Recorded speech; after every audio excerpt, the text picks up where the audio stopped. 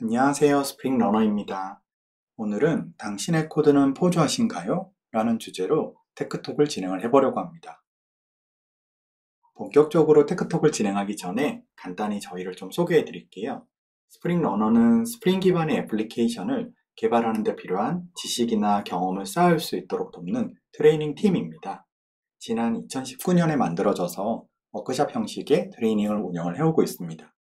스프링 러너는 트레이닝을 통해서 참가자가 스프링 프레임워크, 스프링 부트와 같은 스프링 생태계에서 스프링의 작동 원리와 사용법을 배우고 거기서 더 나아가 실무에 적용 가능한 스프링 기반 애플리케이션 프로그래밍을 익힐 수 있도록 도와드리고 있습니다. 저희에 대해 조금 더 알고 싶으시다면 springrunner.dev로 찾아봐 주세요. 오늘은 이런 이야기거리를 준비를 해봤습니다. 먼저 포조에 대해서 한번 알아보려고 합니다. 그리고 엔터프라이즈 자바와 EJB에 대해서도 조금 알아볼 거예요. 이후에는 커피를 주문하고 그 주문을 처리하는 커피하우스라는 시스템을 개발을 해볼 건데요. 얘는 EJB라고 하는 기술을 이용해서 개발을 한번 해볼 겁니다. 이후에는 도서 J2E 디자인 앤 디벨롭먼트를 한번 따라잡아 보려고 하고요. 이어서 J2E 디벨롭먼트 without EJB라고 하는 책도 한번 따라잡아 볼 겁니다. 마지막으로는 토비의 스프링에 담겨있는 토비의 포조에 대해서 한번 알아보려고 합니다. 그러면 이제 본격적으로 테크톡을 진행을 한번 해보겠습니다. 엔터프라이즈 자바를 다루다 보면 포조라는 용어를 반드시 만나시게 됩니다. 포조는 플랜, 올드, 자바 오브젝트의 첫 글자를 따서 만들어진 용어로 2009년에 마틴 파울러와 레베카 파슨 그리고 조지 맥켄지라는 사람이 컨퍼런스를 준비하는 과정에서 만들었습니다. 포조에 대한 정의는 사실 그렇게 어렵지 않습니다. 지금 보시는 이 블로그는 마틴 파울러의 블로그입니다. 여기에는 포조에 대해서 정의를 하고 있습니다. 간단히 포조는 말 그대로 해석하면은 오래된 방식의 간단한 자바 오브젝트로 애플리케이션의 핵심 코드를 작성할 때 엔터프라이즈 빈즈를 사용을 하는 것보다 일반 자바 객체로 만드는 것이 많은 이점이 있다는 것입니다. 여기서 엔터프라이즈 빈즈는 엔터프라이즈 자바 기술 중의 하나인 EJB 컴포넌트의 한 유형입니다. 당시에 많은 사람들이 일반 자바 객체로 시스템을 개발하는 것을 반대했다고 합니다. 마틴 파울러는 고민 끝에 일반 자바 객체를 부르는 폼라는 명칭이 없기 때문에 그랬던 것일 거라고 결론을 짓고 적당한 이름을 하나 만들어서 붙였더니 그때부터 사람들이 받아들이기 시작했다고 합니다. 조금 황당하지만 실제로 이후에 포조라는 용어가 많이 쓰였다고 해요. 이때 마틴 파울러의 강연을 찾아보면은 좀 더 풍부한 정보를 얻을 수 있을 것 같아서 여기저기 웹 서칭을 해봤는데요. 별다른 소득이 없었어요. 혹시 이와 관련된 정보가 있으시다면은 저희 채널의 댓글을 통해서 알려주시면 좋을 것 같습니다. 사실 그다지 설명할 게 없어서 이런 자료들을 찾을 수 없는 게 아니었을까 하고 생각을 한번 해본 적도 있습니다. 포조는 애플리케이션 핵심 코드를 작성할 때 EJB 기술을 사용하지 말고 일반 자바 객체로 작성하자 라는 것이 사실 전부입니다. 어떤가요? 참 쉽죠. 이후 포조는 다양한 언어와 플랫폼에도 영향을 끼치게 되는데 루비의 포로라든지 닷넷 프레임워크의 포코, PHP의 포포 등이 있습니다. 이런 현상은 각종 엔터프라이즈 기술로 중무장한 객체나 프레임워크와는 대조적인 일반적이고 이해하기 쉬운 용어가 필요하기 때문에 널리 받아들여졌을 거라고 생각이 됩니다.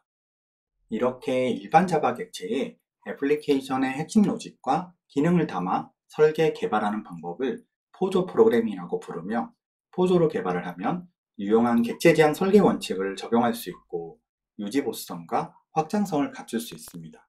또한 테스트도 쉽게 할 수 있습니다.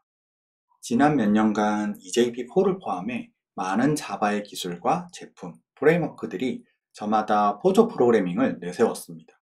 그렇지만 포조 프로그래밍이 무엇인지 그리고 어떤 이점이 있는 건지 명확히 설명하는 것이 쉽지가 않습니다. 특히 지금은 과거에 비해 좋은 설계 지침과 도구, 개발 생태계에서 살아가고 있기 때문에 어떻게 보면 당연한 게 아닌가 싶은 생각이 드는 부분도 있기 때문이 아닌가 싶습니다. 하지만 그럼에도 불구하고 포조를 이해하려는 과정은 큰 의미가 있을 것이라고 확신합니다. 그래서 이번 테크톡은 시간을 되돌려서 2000년 초반으로 돌아가 코드로 포조와 포조 프로그래밍 그리고 스프링에 대한 이야기를 풀어보려고 합니다. 자, 그럼 타임스톤을 이용해서 지금부터 딱 21년을 되돌려 2000년 5월로 돌아가 보도록 하겠습니다. 자바는 엔터프라이즈 환경이 필요로 하는 확장성, 신뢰성, 보안성 등을 고려해 자바 플랫폼이자 프레임워크인 자카르타 엔터프라이즈 에디션, 줄여서 자카르타 2를 제공하고 있습니다. 엔터프라이즈 자바 플랫폼은 그동안 몇 번 이름을 바꾸었는데요. 처음 출시됐을 때는 J2EE라고 불렀었고요. 이후에 자바 2, 지금은 자카르타 2라고 불리고 있습니다. 2000년 5월에는 J2EE 1.2와 1.3 사이쯤 되는 시기입니다. 자카르타 2는 대규모의 네트워크, 다계층 애플리케이션을 더 쉽게, 안전하게, 그리고 탄탄하게 구축을 할 수 있도록 설계되었습니다. 웹을 통한 UI라던가 시스템 통합을 위한 리모팅, 선언적 트랜잭션 처리 등의 전체 애플리케이션 스택을 제공을 하고 있습니다. 수많은 사용자의 요청과 데이터를 처리하는 엔터프라이즈 애플리케이션을 개발하는 것은 생각보다 꽤 어려운 일입니다. 복잡한 비즈니스 요구사항을 구현하면서 기술적인 문제도 함께 해결을 해야 했기 때문입니다. 그래서 자바는 엔터프라이즈 자바 플랫폼을 만들면서 엔터프라이즈 자바 빈즈, 줄여서 EJB를 함께 출시를 했습니다. EJB는 애플리케이션 개발자들이 저 수준의 기술에 관심을 가질 필요가 없이 애플리케이션을 쉽게 개발할 수 있다는 비전을 내세우면서 엔터프라이즈 시장에 나왔습니다. EJB의 중심에는 분산 컴퓨팅 기술이 있습니다. 이를 통해 여러 서버에 분산되어 있는 모듈 간의 원격 호출이 가능하고 동시에 트랜잭션 관리나 역할 기반의 보안을 선언적으로 할 수 있습니다. 또한 모듈을 독립적으로 개발 및 배포하며 서로 연동해서 동작을 하게 할 수 있습니다. 이때 사용되는 모든 API는 자바 명세 요청서라고 하는 스펙으로 정의가 되어 있기 때문에 특정 벤더에 종속되지 않는 이식성을 보장을 하고 애플리케이션 전체에 걸쳐 일관된 프로그래밍 모델을 적용을 할 수 있습니다.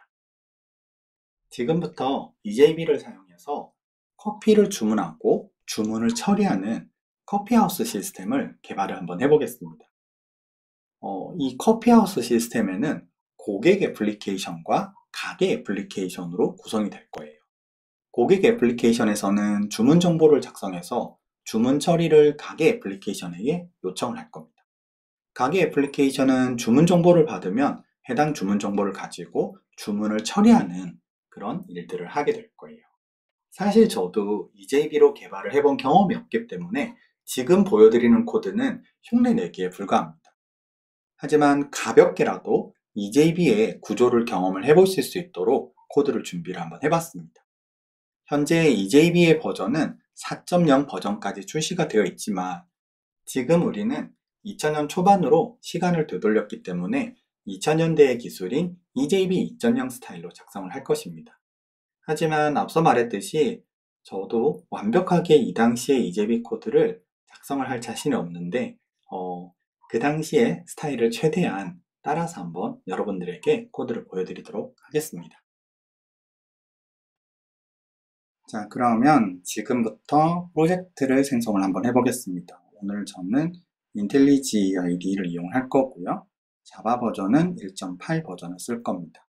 그룹은 스프링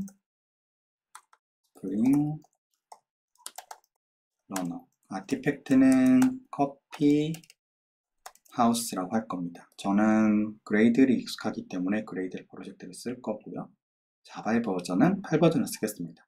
현재 제 PC에 가장 낮은 버전의 자바가 8버전이기 때문에 8버전을 이용할 겁니다. 그리고 패키지의 루트 패키지는 커피하우스라고 주도록 하겠습니다. 오늘 스프링 라이브러리를 정확하게는 스프링 부트를 쓰지 않을 거기 때문에 롬복에 대한 의존성만 가지고 프로젝트를 만들 거고요. 디렉토리는 이 정도면 충분할 것 같습니다. 스프링 이니셜라이저를 통해서 애플리케이션을 만들었기 때문에 스프링 부트와 관련된 애노테이션이 만들어져 있을 거예요. 그래서 스프링 부트와 관련된 것은 제거하도록 하겠습니다. 오늘 작성할 코드에서 사용할 의존성들을 정리를 해주도록 하겠습니다. 스프링 부트와 관련된 거는 쓰지 않을 거고요. 모든 의존성을 추가를 다 했습니다. 오늘은 EJB 기술을 써서 주로 여러분들에게 코드를 보여드릴 거예요. 그래서 EJB 기술을 쓸 수 있는 글래스피쉬에 관련된 의존성을 추가를 했고요. 이 과정에서 스프링에 관련된 몇 가지 코드를 함께 보여드릴 거라서 스프링 컨텍스트와 JMS 그리고 테스트에 대한 의존성을 추가를 해 두었습니다. 자, 이제 그러면 본격적으로 시작을 한번 해보시죠. 스프링 부트와 관련된 코드를 마저 지우도록 하겠습니다. 자, 오늘 제가 여러분들에게 작성해서 보여드릴 코드는 커피하우스라고 하는 시스템의 코드입니다. 이 커피하우스 시스템은 두 가지의 기능을 개발을 해야 됩니다. 첫 번째는 고객 애플리케이션입니다. 고객 애플리케이션은 주문 정보를 작성해서 가게 애플리케이션에게 주문 처리를 요청합니다. 두 번째는 가게 애플리케이션입니다.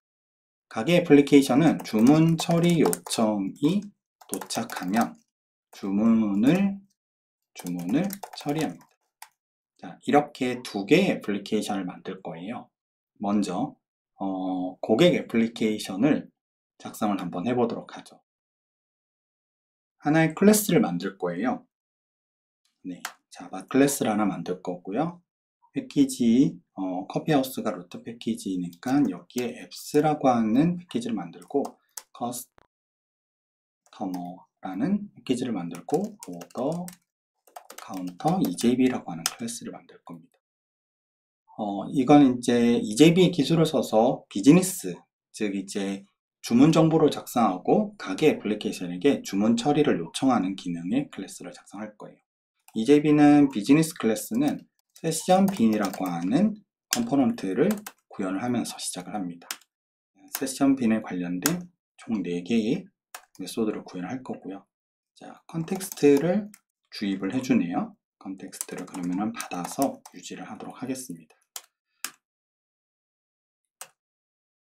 자, 그리고 우리는 주문을 하고 그 주문 정보를 작성하고 동시에 가게에게 전달하는 기능을 만들어야죠. 그래서 새로운 메소드를 하나 만들 겁니다. 오더 인포라고 하는 주문 정보를 다루는 객체를 다룰 거고요. place order라고 하는 주문하기라는 메소드를 만들겠습니다. 주문을 하려면은 실제로 주문할 커피를 알아야 되니까 커피 정보를 받아올 거고요. order info를 작성을 하도록 하겠습니다. order info new. 실제로 지금은 order info라는 클래스가 없기 때문에 이렇게 컴파일 오류가 뜨고 있는데요. 조금 있다가 이 클래스를 만들어 주도록 하겠습니다. 오더 인포 클래스를 오더 인포 객체를 만들고 오더 인포 객체를 반환할 거예요. 그리고 이 내부는 주문 정보를 검증하고 저장하는 기능이 있다라고 생각을 한번 해보죠. 자, 이제 오더 인포 클래스를 마저 작성을 한번 해보도록 하겠습니다. 오더 인포 클래스를 만들기 위해서 새로운 클래스를 작성을 할 거예요. 커피하우스를 루트 패키지로 가지고 컴포넌트 comp1h 그리고 모델의 오더 인포라는 클래스를 하나 만들 겁니다. 먼저 시리얼라이저블 인터페이스를 구현할 거고요. 이 주문 정보 객체는 주문에 대한 아이디와 오더 아이디, UID로 가지도록 할 거예요. 두 번째는 주문한 커피 정보를 가지도록 할 겁니다. 그리고 롬복의 밸류 애노테이션으로 불변 객체로 만들 거고요. 생성자를 통해서 두 개의 값을 받도록 하겠습니다. 이제 오더 인포를 만들었으니 오더 인포 클래스를 임포트를 해주면은 이 문제가 컴파일 에러가 해결이 될 거예요. 자, 이제 그러면 주문 정보를 작성을 했으니까 그리고 이 주문 정보를 검증하고 저장하는 코드까지 저희가 작성을 했다고 생각을 해볼 겁니다. 이후에는 이제 이 작성한 주문 정보를 가게 애플리케이션에게 전달을 할 건데요. 이 가게 애플리케이션의 주문 정보를 전달하기 위해서 자바 엔터프라이즈가 제공을 해주는 JMS라고 하는 기술을 쓸 거예요. JMS는 자바 메시지 서비스인데요. 자바 시스템 간의 메시지를 전달하고 받을 수 있는 그런 기술이라고 생각하시면 됩니다. 주문 정보를 전달하는 기능을 한번 작성을 해보도록 하겠습니다. JMS를 쓰기 위해서는 두 개의 객체가 필요해요. 하나는 커넥션 팩토리라고 하는 게 필요합니다. 자바X의 JMS. 두 번째는 가게 시스템에게 주문 정보를 전달할 때 사용할 목적지를 설정을 해야 되는데요. 이 목적지는 Q를 이용해서 Q 클래스를 이용해서 전달을 할 겁니다. 유틸리티가 아니라 JMS에 있는 Q입니다. 흔히 여러분들이 아시는 그 Q가 맞습니다.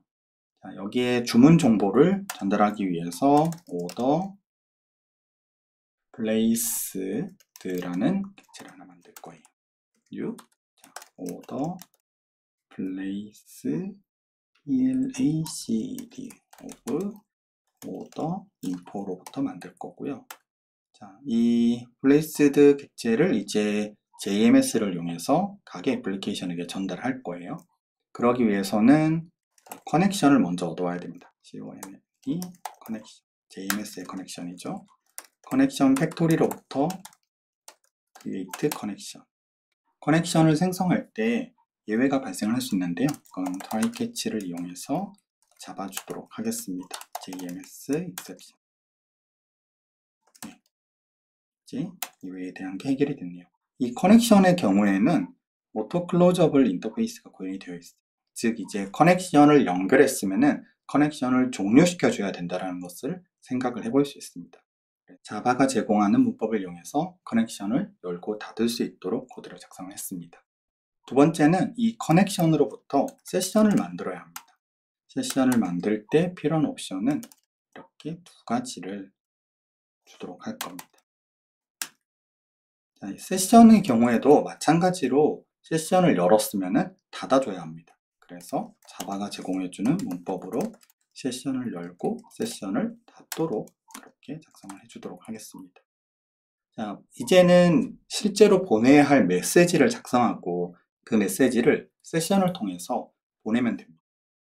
세션으로부터 메시지를 만들 건데요. 정확하게는 오브젝트 메시지를 만들 거예요. 자, 생성할 오브젝트 메시지는 주문하기에 대한 정보이고요. 그리고 메시지를 생성을 했습니다.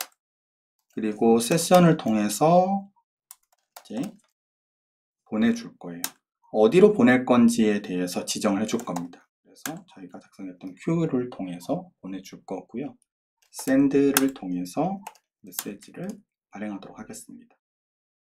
이 정보는 지금은 order place라는 게 존재하지 않기 때문에 컴파일 오류가 뜨고 있는 상태이죠. 동시에 예외가 발생했으면 이제 예외를 처리를 내부에서 하던가 그렇지 않다면은 예외를 외부에다가 알려줘야 할 겁니다. order failed exception 라고 할 겁니다. 자, 마찬가지로 order failed exception도 지금은 존재하지 않는 클래스라서 컴파일 오류가 뜨고 있어요. 자, 이제 하나씩 클래스를 만들어 주도록 하죠. order placed부터 클래스를 만들 겁니다. 얘는 apps가 아니라 컴포넌트의 모델 밑에다가 만들어 줄 겁니다. 이 클래스는 order info를 내부에 가질 거예요. 그리고 불변하게 룸복을 이용할 거고요. 스태틱 생성자로 of 메소드를 제공을 할 겁니다. 이렇게 하면 여기서 이제 컴파일 오류가 하나 해결이 돼요. 두 번째, 자, 여기에 오브젝트 메시지를 생성할 때는 시리얼라이저블 인터페이스를 구현하라고 되어 있어요. 그래서 시리얼라이저블 인터페이스를 구현을 할 겁니다. 자, 마지막으로 order failed exception을 작성을 해주면 됩니다. 자, 클래스를 마찬가지로 생성할 건데요. apps 밑에 아닌 components의 밑에다가 작성을 해주도록 하겠습니다. 예, 예외를 받을 수 있도록 할 거고요. 전 예외에 대한 세상이 타입을 받고 슈퍼를 통해서 넘겨주도록 하죠. 그리고 런타임 익셉션을 상속을 받을 겁니다. 네, 이제 모든 클래스가 다 작성이 되어서 컴파일이 문제없이 되었습니다. 이 코드가 올바르게 동작을 하기 위해서는 JMS의 커넥션 팩토리와 Q가 필요합니다. 현재 이 코드 내부에서는 실제로 커넥션 팩토리와 Q를 취득하는 부분이 없기 때문에 실행을 하게 되면 아마 널 포인트 익셉션이 발생을 하게 됩니다. 그래서 커넥션 팩토리와 Q라는 것을 자바 2 기술 중에 하나인 JNDI라는 것을 이용해서 취득을 해 볼 겁니다. 취득을 하기 위해서 하나의 메소드를 만들 거예요. public void ejb created라는 메소드를 하나 만들 겁니다. 그리고 이 메소드는 생성할 때 실패를 할 수 있기 때문에 관련된 예외를 보낼 거예요. 이 ejb created라는 메소드는 일종의 약속이라고 생각하시면 돼요. 이 ejb 컴포넌트가 ejb created라는 메소드를 가지고 있으면 이 객티를 생성할 때 항상 이 ejb created 메소드를 호출을 해줄 겁니다. 커넥션 팩토리를 얻어올 거예요. 어디서부터 얻어올 거냐면은 저희가 받아왔던 세션 컨텍스트에서 룩업이라고 하는 메소드를 이용해서 받아올 겁니다. 그리고 자바의 컴포넌트 중에 디폴트 JMS 커넥션 팩토리라는 걸 받아올 겁니다. 자, 이 실제로 세션 컨텍스트를 통해서 룩업을 해오는 이 디폴트 JMS 커넥션 팩토리는 자바 2 서버에 등록되어 있는 컴포넌트라고 생각을 하시면 돼요. 그래서 자바 2 서버로부터 이 커넥션 팩토리를 취득을 해올 겁니다. 자, 캐스팅을 해줄 거예요. 동시에 Q도 받아오도록 하겠습니다. 컨텍스트를 통해서 룩업을 해올 건데요. JMS의 order Q를 받아오도록 하겠습니다. 캐스팅을 해서 컴파일 오류를 해결해 주도록 하죠. 실제로 이 두 개의 컴포넌트의 경우에는 자바 이 컨테이너 서버에 현재 지금 등록이 되어 있습니다. 저는 글래스피쉬라고 하는 자바 이 컨테이너로 여러분들에게 이 코드가 동작하는 걸 보여드릴 텐데요.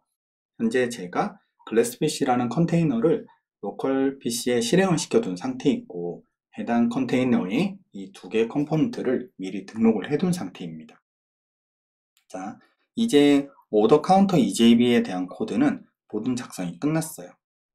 JMS를 통해서 메시지를 보내기 위해서 커넥션 팩토리와 Q라는 객체를 JNDI를 통해서 룩업을 해온 상태이고요.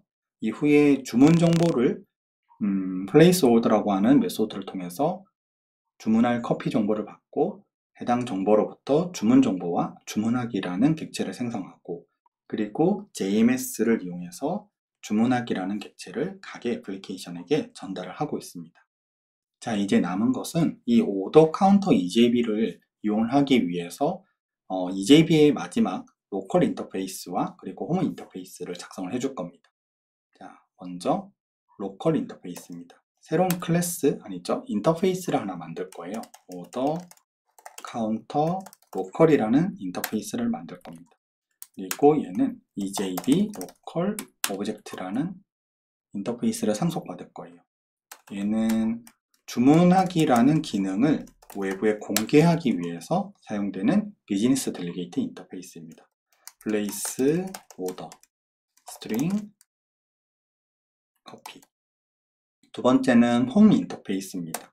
새로운 인터페이스를 또 만들 거예요. order counter home. 정확하게는 로컬의 홈이죠. 네. 클래스가 아니라 인터페이스입니다. 마찬가지로 EJB의 로컬 홈을 상속을 받아서 만들 겁니다. 얘는 order 카운터 로컬을 생성하도록 할 겁니다. create throws create exception.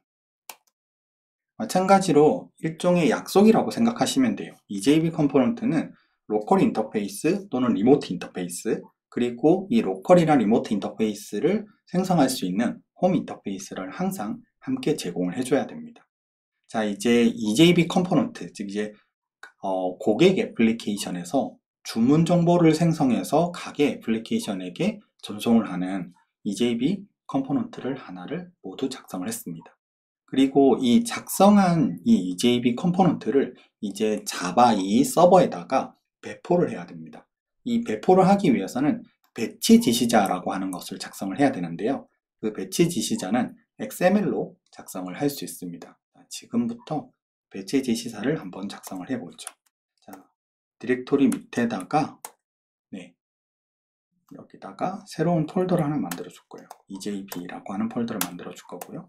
그리고 파일로 EJB 자르.xml이라는 걸 만들어 줄게요. 이 내부는 이제 배치 지시자, 즉 이제 자바 이 컨테이너에게 애플리케이션을 배포하기 위한 명세서 같은 걸 작성할 건데요. 작성해야 하는 배치 지시자의 내용이 꽤 긴 편이기 때문에 이 내용은 제가 가볍게 압축해서 이렇게 작성을 해 봤습니다. 자, 지금부터 이제 이 배치 지시자의 내용을 마저 채우도록 하겠습니다. 아까 저희가 오더 카운터 EJB 컴포넌트를 작성할 때 로컬 홈, 로컬, 그리고 EJB 이렇게 3개의 클래스를 작성을 했습니다. 이걸 여기다가 채워줄 거예요. 오더 카운터 로컬 홈, 그리고 로컬 인터페이스는 오더 카운터 로컬, 그리고 EJB 클래스는 오더 카운터 EJB. 추가로 EJB 컨테이너에서 저는 선언적으로 역할 기반으로 보안을 하게 하기 위해서 이제 메소드에 대한 권한에 대해서 설정할 거고요.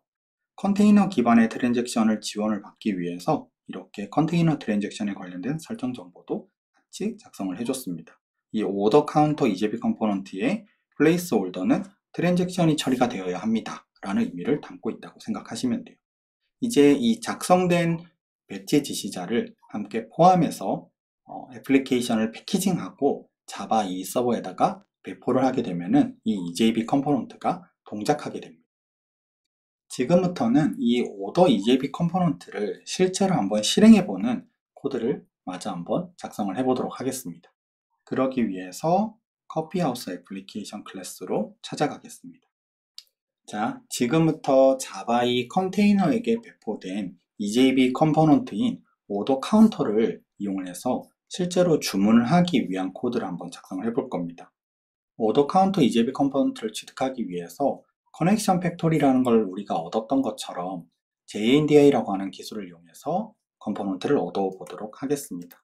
얻어오기 위해서는 네이밍 서비스가 제공하는 컨텍스트라는 타입의 객체가 필요해요. 우선은 컨텍스트를 생성하는 부분은 잠시 뒤에 제가 보여드리도록 하겠습니다. 이 컨텍스트로부터 룩업을 해올 수 있습니다. 룩업을 하기 위해서 이름은 자바의 컴포넌트인데 저희가 직접 등록한 EJB 오더 카운터라는 컴포넌트를 얻어올 거예요. 이 컴포넌트는 오더 카운터의 로컬 홈 인터페이스로 먼저 취득이 됩니다. 카운터 로컬 홈. 이렇게 해서 룩업을 해올 거예요. 캐스팅에 대한 일단은 예외에 대해서 외부로 내보낼 거고요. 캐스팅을 해서 실제로 컴포넌트를 취득해 보죠.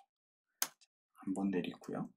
자, 이 오더 카운터 로컬 홈으로부터 실제로 EJB 객체를 생성을 해낼 수 있어요. 생성되는 것은 오더 카운터의 로컬 인터페이스입니다. 이 오더 카운터의 로컬 인터페이스는 내부에 플레이스 오더라고 하는 메소드가 들어있어요. 예외가 외부로 나가야 되니까 스로 시킬 거고요. 플레이스 오더 해서 주문을 할 거예요. 저는 아메리카노를 주문을 하도록 하겠습니다. 자, 이제 주문을 하기 위한 코드를 다 작성을 했어요.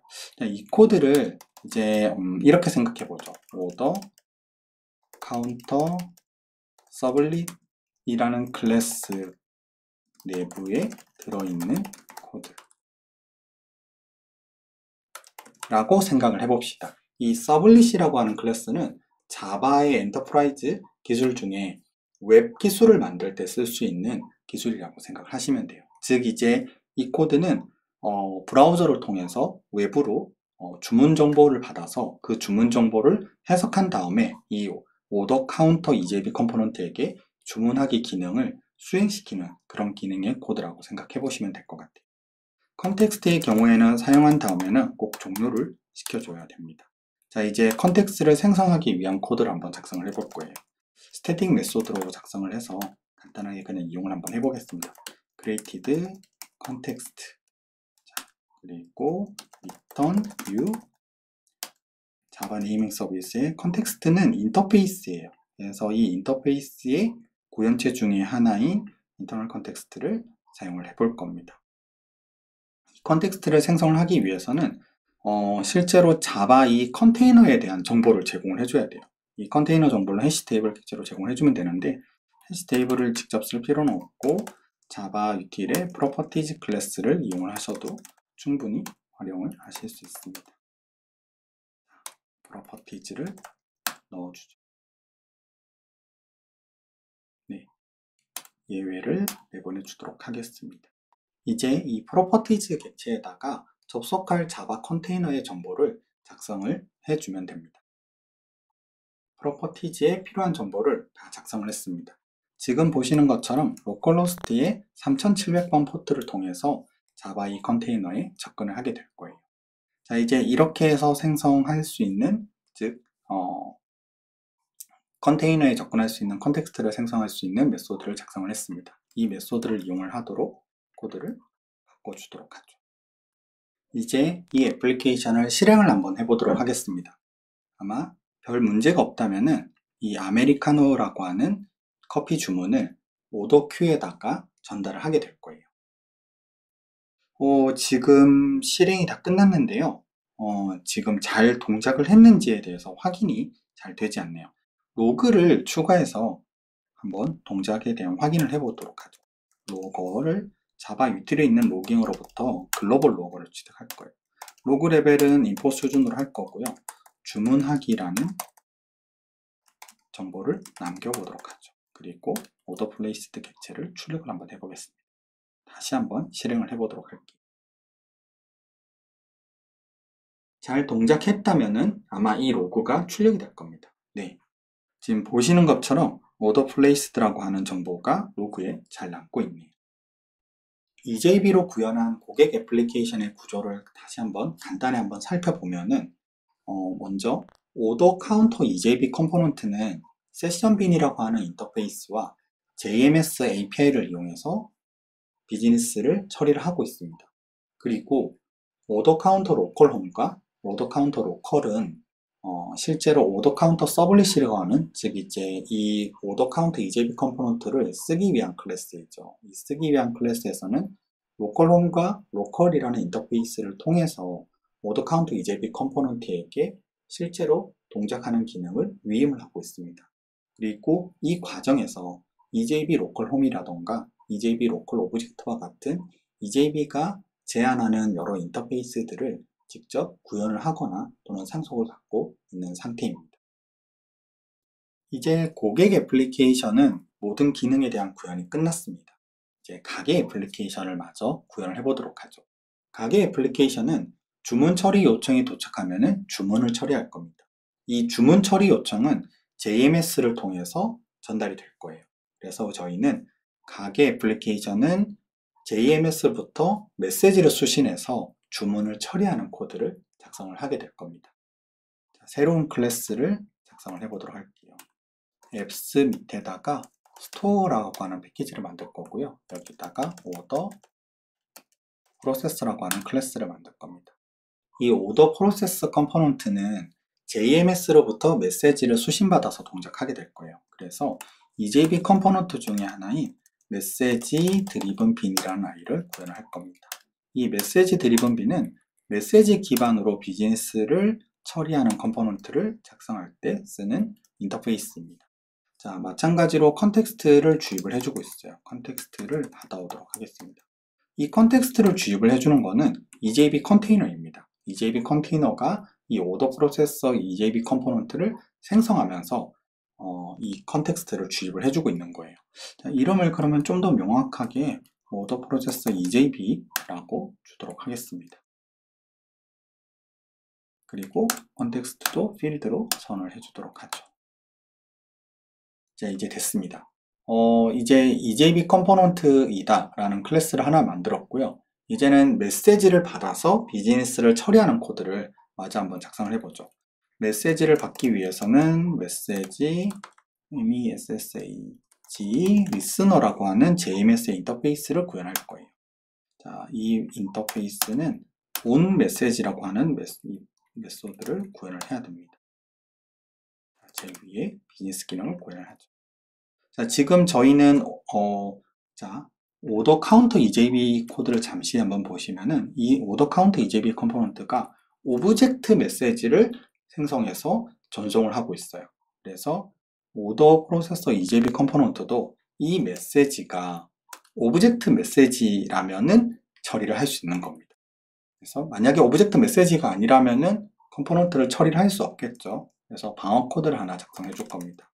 메시지가 오브젝트 메시지를 구현하고 있는가, 타입인가를 볼 거예요. 근데 타입이 아니라면, 만약에 오브젝트 메시지 타입이 아니라면은 문제가 있는 거죠. 그래서 문제가 있습니다 라고 알려줄 거예요. on 메시지 타입, 지원되지 않는 메시지 타입이라고 알려줄 겁니다. 자, 그리고 이제 오브젝트 메시지라는 게 보장이 됐으니까 캐스팅을 해서 메시지 그리고 오브젝트를 꺼낼 수 있겠죠. 이 꺼낸 오브젝트는 order placed get일 거예요. order placed get. 네, 이렇게 되겠 거예요. 자, 오브젝트는 JMS 메시지, JMS exception을 보내고 있기 때문에 try catch로 잡아줄 필요가 있어요. JMS exception. 그리고 JMS exception을 잡아서 외부로 런타임 exception으로 변경해서 던져주도록 하겠습니다. order failed를 던져주도록 합니다. 그리고 네, 캐스팅을 해주면 되겠죠. 여기다가는 주문 처리 비즈니스 로직을 작성합니다. 네, 네, 간단하게 주문을 처리한다라는 로그만 남겨주도록 하죠.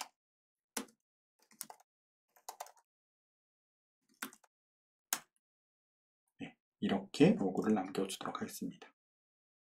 자, 이제 메시지 그 주문 요청, 주문하기라는 주문 요청 정보를 받아서 그 주문 요청 정보로부터 실제로 주문을 처리하는 메시지 기반의 EJB 컴포넌트를 하나를 작성을 했습니다. 자, 이제 이 EJB 컴포넌트를 자바의 이 컨테이너에다가 다시 배포를 해야 돼요. 그러려면은 저희는 다시 뭘 해야 되느냐? 그 EJB 자르라고 하는 XML을 통해서 다시 배치 지시자를 작성을 해야 됩니다. 앞서 작성한 오더 카운터 EJB와 거의 비슷한 방식으로 작성을 하게 될 거예요. 그래서 이 부분은 스킵을 해서 짠하고 실행 과정으로 넘어가도록 하겠습니다. 자, 이제 제가 오더 프로세서 EJB도 자바의 컨테이너에 배치가 될 수 있도록 배치 지시사를 다 작성을 했습니다. 그리고 패키징을 해서 전자에 지금 배포를 해둔 상태입니다. 실행을 한번 해보도록 할게요. 자, 이제 제가 잘 작성을 했다면은 아메리카노라고 하는 주문이 들어갈 거고요. 그리고 이 주문을 처리하는 프로세스가 실행이 될 겁니다. 네, 지금 보시는 것처럼 제가 앞서 몇 번 실행을 했었기 때문에 이미 아메리카노 주문이 몇 번 주문이 들어간 상태로 로고가 남고 있어요. 이 상태에서 제가 한 번 더 실행을 해보도록 할게요. 그러면 이제 주문이 하나가 들어가고 이제 주문하기 처리가 되는 그런 로그를 볼 수 있을 것 같아요. 네, 보시는 것처럼 주문이 하나 들어가고 그리고 주문 처리가 일어나고 있는 과정을 볼 수 있죠. 지금까지 제가 EJB 기반으로 애플리케이션을 구현을 한번 해봤습니다. 몇 가지 안 되는 기능을 구현하는 과정에서도 각종 EJB 스펙을 구현을 해야 했고, 그리고 XML을 통해서 긴 배치 지시자라는 것을 작성을 해야 했습니다. 그리고 지금까지 작성한 코드는 EJB 컨테이너가 없으면 제대로 동작하지 않습니다. 그 외에도 JMS의 커넥션 팩토리나 Q와 같은 리소스가 자바의 컨테이너에게 등록이 되어 있어야만 합니다. 이처럼 EJB는 다양한 기술을 지원을 하도록 스펙으로 정의가 되어 있기 때문에 스펙에 맞춰 개발을 해야 합니다. 이는 곧 과도한 엔지니어링으로 이어지기가 쉽고 불필요하게 애플리케이션을 크고 무겁게 만들어댑니다. EJB로 만든 컴포넌트는 EJB 컨테이너가 없으면 제대로 동작하지 못하는데요. 이 EJB 컨테이너는 대부분 고가의 상용 자바 2 서버에서만 제공을 했기 때문에 비용도 어마어마하게 들어갔습니다. 제가 듣기로는 이 EJB 컨테이너가 저렴한 거는 수백만 원대, 좀 비싼 것들은 수천만 원대에 이른다고 하더라고요. 결국 EJB는 이 형편없는 생산성, 그리고 느린 성능, 또 불필요한 기술 복잡도 등으로 인해서 꽤나 큰 실패 케이스로 많이 알려지게 됩니다. 하지만 그럼에도 불구하고 EJB가 업계에서 많이 사용이 됐었는데요. 그건 이 EJB가 제공하는 선언적인 트랜잭션 관리나 역할 기반의 보안, 이런 엔터프라이즈 서비스를 손쉽게 쓸 수 있도록 하는 어떤 지원들이 있었기 때문입니다. 이런 시기에 마틴 파워를 포함해서 레베카 파슨, 조지 맥켄지가 EJB와 같은 과도한 엔지니어링 된 기술을 피하고 일반 자바 객체로 애플리케이션의 핵심 코드를 작성하는 포조 방식을 제안한 것으로 보입니다. EJB를 사용하지 않고 포조 방식으로 엔터프라이즈 애플리케이션을 개발을 하기 위해서는 앞서 언급한 엔터프라이즈 서비스, 즉 이제 트랜잭션 처리라던가 보안에 관련된 것들과 같은 이런 엔터프라이즈 서비스를 모두 직접 구현을 해야 됩니다. 이렇게 되면은 사실 또 다른 문제를 야기할 가능성이 매우 높아집니다. 분위기를 조금 환기시키고 주제를 조금 바꿔서 다른 이야기를 이어서 한번 해보도록 하겠습니다. 때는 2002년, 로드 존슨이라는 사람이 익스퍼트 1&1 J2E 디자인 앤 디벨롭먼트라는 책을 출간합니다. 로드 존슨은 이 책을 통해서 자바 2와 EJB는 같은 게 아니며 EJB의 강점과 약점에 대해 명확히 알고 기술 중심이 아니라 문제 중심으로 우리는 접근을 해야 된다 라고 말을 했습니다. 특히 아키텍처를 다룰 때 자바 2 기술로 객체를 설계해야 하는 게 아니라 객체 지향 설계를 구현을 하기 위해서 자바 2를 적용해야 한다 라고 말을 했습니다. 앞서 EJB로 작성했던 고객 애플리케이션의 구조를 다시 한번 살펴볼까요? 오더 카운터 객체는 어떻게 설계가 됐나요? EJB가 제공하는 여러 가지 인터페이스들을 바탕으로 구현이 됐습니다. 사실 설계는커녕 EJB가 짜둔 틀에다가 코드를 채워 넣는 방식으로 개발을 한 것이죠. 로드 존슨은 이 책을 통해서 엔터프라이즈 아키텍처의 목표로 여러 가지를 제안을 했는데요. 그 중에 이런 내용들이 있습니다. 객체 지향 설계 원칙들을 이용을 해야 됩니다. 유지 보수성과 확장성을 고려해서 설계해야 한다. 재사용성을 높여야 한다. 테스트 용이성을 확보해야 한다. 우리가 개발하는 소프트웨어는 태생적으로 복잡합니다. 사실 어떤 방법을 쓰더라도 소프트웨어의 근본적인 복잡성을 없앨 수는 없습니다. 하지만 객체 지향 프로그래밍과 함께 설계 원칙들을 활용하면 복잡성을 다루는데 큰 도움이 됩니다. 객체 지향 설계는 올바른 객체에게 올바른 책임을 할당하면서 낮은 결합도와 높은 응집도를 가진 구조를 창조하는 활동입니다. 이 정의를 풀어보면 책임을 할당하는 작업이 응집도나 결합도와 같은 설계 품질과 깊이 연관이 되어 있다는 것입니다. 설계는 변경을 위해 존재하고 변경에는 어떤 식으로든지 비용이 발생합니다. 훌륭한 설계란 합리적인 비용 안에서 변경을 수용할 수 있는 구조를 만드는 거예요.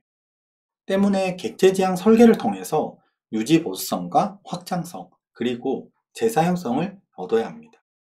마지막으로 테스트는 소프트웨어 생명 주기 전반에 걸쳐 있는 필수적인 활동입니다. 하지만 테스트할 코드가 특정 환경만을 고려해 작성이 되어 있다면 코드가 요구하는 환경이 준비되지 않으면 코드를 테스트를 할 수가 없습니다. 때문에 테스트의 용이성을 고려해서 설계를 해야 합니다.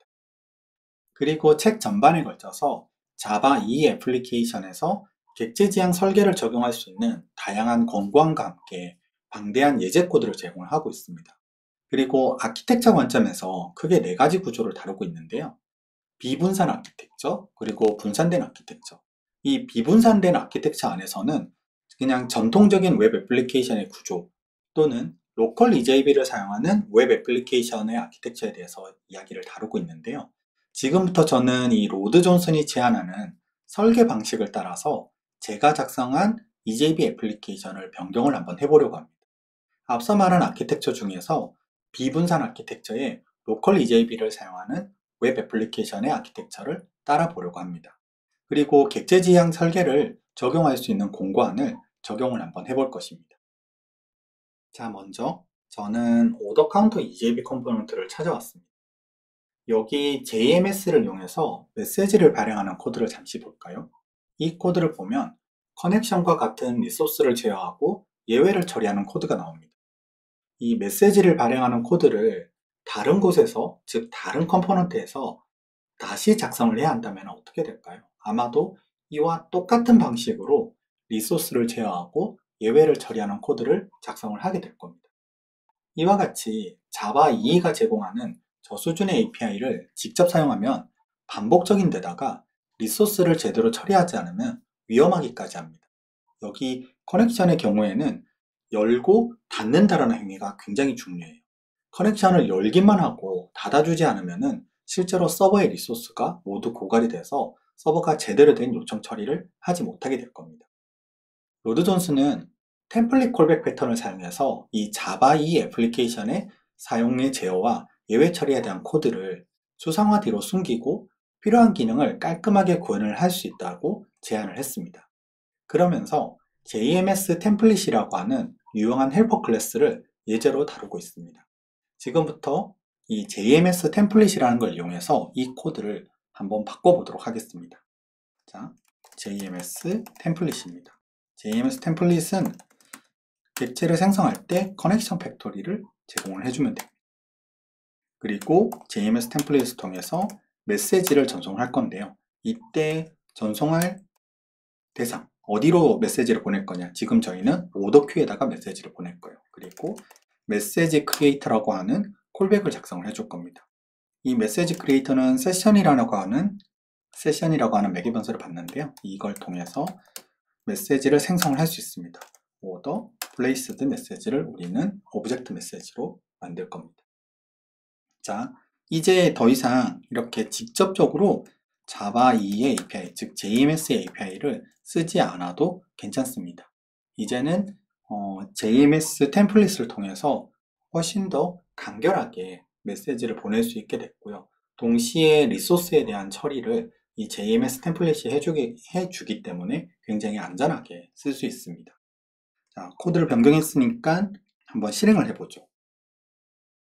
자, 제가 잘 작성했다면은 여전히 주문을 하고 주문을 처리하는 메시지가 이런 식으로 뜨게 될 겁니다. 자, 첫 번째 작업을 통해서 자바 2의 API를 추상화 뒤로 숨기는 작업을 콜백 패턴이라는 걸 이용해서 해결을 해봤습니다. 이 JMS 템플릿은 스레드에 안전하게 설계가 되어 있기 때문에 단 하나의 객체만 생성해서 공유 객체로 사용을 해도 됩니다. 이럴 때 저희가 쓰기 좋은 디자인 패턴이 하나가 있는데요. 바로 싱글톤 디자인 패턴입니다. 이 싱글톤 설계 패턴을 적용하면 매우 유용하게 쓸 수 있을 것 같아요. 하지만 이 패턴이 이해하고 사용하기 쉬운 패턴은 아닙니다. 이 싱글톤 패턴을 구현하는 가장 쉬운 방법은 스태틱, 즉 정적 변수를 사용을 하는 겁니다. 다만 싱글톤 패턴은 몇 가지 문제점이 있는데요. 대표적으로 동작하는 데 필요한 모든 것을 알고 있어야 하고, 이는 대부분 다 하드 코딩으로 해결한다는 겁니다. 이 과정에서 객체 지향의 장점을 잃어버릴 수 있어요. 로드 존슨은 이 문제를 해결하기 위해서 다른 객체들을 찾는 데 사용될 수 있는 단 하나의 객체를 제안을 합니다. 이 객체는 보통 레지스트리나 애플리케이션 툴박스와 같은 이름으로 불리곤 하는데, 로드 존슨은 그것을 빈 팩토리라고 명명을 하고 자바 빈즈와 리플렉션 API를 활용해서 작성을 했습니다. 자, 지금부터 로드 존슨이 제안한 방식으로 한번 변경을 해보도록 하겠습니다. 자, JMS 템플릿을 클래스 수준에서 유지를 하도록 하겠습니다. 동시에 JMS 템플릿을 통해서 보내야 할 큐의 이름을 스트링으로 유지를 하도록 합니다. 이렇게 오더 큐를 받아올 겁니다. 이제 JMS를 직접 생성하지 않을 거고요. 이제 오더 큐를 이름을 통해서 전송을 하도록 바꿔줬습니다. 이제 두 번째는 앞서 말한 레지스트리 또는 이제 애플리케이션 툴박스, 로드 존슨이 명령한 빈 팩토리를 이용을 해서 이제 이 JMS 템플릿과 오더큐 네임을 한번 취득해 보도록 하겠습니다. 취득하기 위해서 EJB created 메소드를 활용할 거예요. 여기다가 빈 팩토리라는 걸 만들 겁니다. 빈 팩토리. 자, 저는 XML 빈 팩토리라는 걸 한번 활용을 해보려고요. 그리고 이 빈 팩토리가 스스로 팩토리가 구성될 때 필요한 구성 정보를 저는 이렇게 클래스 패스 리소스에다가 작성을 해줄 거예요. customer bins.xml 이라고 작성을 해주겠습니다. 그리고 이 빈 팩토리를 통해서 빈을 얻어올 겁니다. JMS 템플릿, 커넥션 팩토리가 아니죠. JMS 템플릿입니다. 그리고 오더 큐 네임도 얻어올 거예요. 빈 팩토리로부터 오더 네임을 얻어올 겁니다. 자, 캐스팅을 해주도록 하겠습니다. 자, 이제 그러면은 커스터머 빈즈라는 XML을 작성을 해주도록 하겠습니다. 리소스 위치에다가 XML을 생성을 할 겁니다. XML 설정 정보를 커스터머 DOMER 빈즈 XML이라는 걸 작성해 줄 겁니다.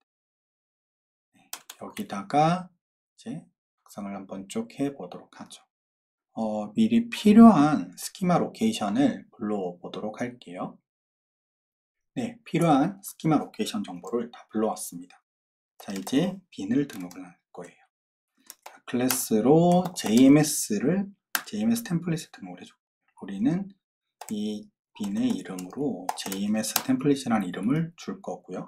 그리고 프로퍼티로 뭘 줄 거냐면은 커넥션 팩토리를 줄 겁니다. 그래프로 줄 거고요. 두 번째 프로퍼티로 뭘 줄 거냐면은 실제로 이제 오더 큐 네임으로부터 오더 큐라고 하는 큐 정보를 취득을 해야 되죠. 그래서 큐 정보를 취득을 할 수 있도록 해당 관련된 정보를 제공을 해줄 거예요. 여기다가 뭘 줄 거냐면요. 저희는 지금 큐 정보를 어디서부터 얻고 있나요? JNDI라는 걸 통해서 큐 정보를 얻고 있죠. 그래서 여기다가 JNDI로부터 큐 정보를 얻을 수 있는 클래스를 주입을 해줄 겁니다. 그리고 프로퍼티를 통해서 JNDI의 environment를 줄 거예요. 즉 이제 JNDI 접속 정보를 준다라는 말로 해석을 해주시면 됩니다. 자, 이제 여기서 커넥션 팩토리와 JNDI에 대한 정보를 주면 돼요. 자, 요거는 조금 이따 마저 채우도록 하고요. 이어서 두 번째 빈을 작성을 해주도록 하죠. 여기다가는 빈이고요. 두 번째 빈의 이름은 order q name입니다. 자, 이 order q name의 타입은 string 클래스일 거고요. 그 다음에 팩토리 메소드로 value of를 줄 거예요. 그리고 construct 아구멘트로 value를 JMS order q 네, JMS를 통해서 얻어올 실제로 이름을 주도록 했습니다. 자, 이제 뭘 하면 되느냐? 커넥션 팩토리와 이제 JNDI 인바이러먼트를 작성을 해주면 됩니다. 자, 커넥션 팩토리를 얻어오기 위해서 JE라고 하는 스키마를 이용할 거예요. 자, JNDI에 룩업을 할 거고요. 자, JNDI로 불러올 것은 자바의 컴포넌트인데 디폴트 JMS 이 커넥션 팩토리입니다. 네. 그리고 이 커넥션 팩토리의 이름은 id는 커넥션 팩토리예요. 자, 이제 작성한 이 커넥션 팩토리를 이렇게 커넥션 팩토리에다가 주입을 해주면 됩니다. 여기서 지금 문제가 생기네요. 아마도 이 JNDI로 룩업해온 컴포넌트의 타입이 명확하지 않아서 발생을 하고 있는 걸 겁니다. 여기다가 커넥션, 자, JMS의 커넥션을 주면 됩니다. 자, 이제 작성을 끝냈습니다. 예, 여기서 여전히 문제가 생기고 있는데요. 자, 자바X의 JMS 커넥션 팩토리 타입이 필요하다. 네, 지금 제가 자바X에 여기다가 잘못 작성을 해줬군요. 네, 됐습니다. 네, 이제는 문제가 사라졌네요. 자, 이제 두 번째로 JNDI에 대한 접속 정보를 제공을 해주면 됩니다. 이 접속 정보는 이제 앞서 작성했던 것처럼 이렇게 이 접속 정보를 말하는 건데요. 이건 좀 길기 때문에 가볍게 줄여서 여러분들에게 보여드리도록 할게요. 네, JNDI에 대한 접속 정보 작성이 끝났습니다. 자, 여기다가 JNDI 접속 정보를 알려줄 거고요. 마찬가지로 JNDI로 룩업을 해올 때도 접속 정보를 제대로 제공을 해줘야 됩니다. 여기다가 제공을 해드리도록 하죠. 자, 이제 필요한 컴포넌트를 다 작성을 해줬습니다. 자, 이제 작성된 컴포넌트가 정상적으로 동작하는지 애플리케이션을 한번 실행해 보도록.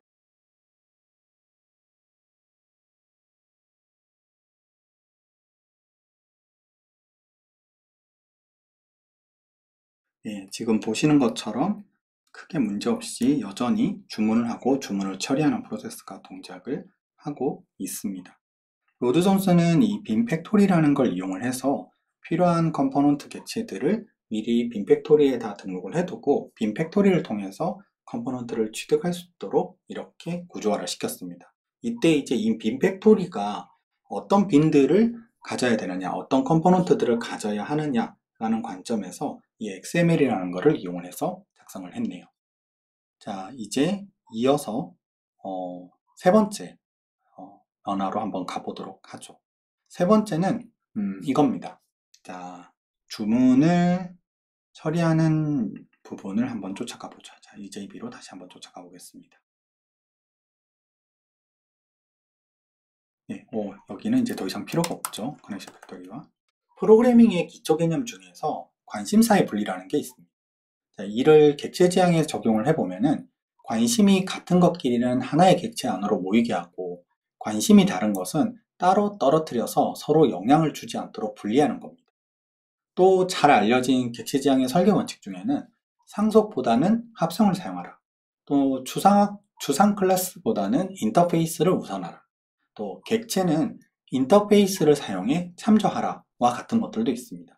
이렇게 합성을 이용하면은 코드의 동작 중에 일부분을 인터페이스에게 위임을 하고요. 이 호출자가 인터페이스를 구현함으로써 런타임의 객체 동작을 변경을 할 수 있습니다. 자, 이를 디자인 패턴에서는 전략 패턴이라고 불러요.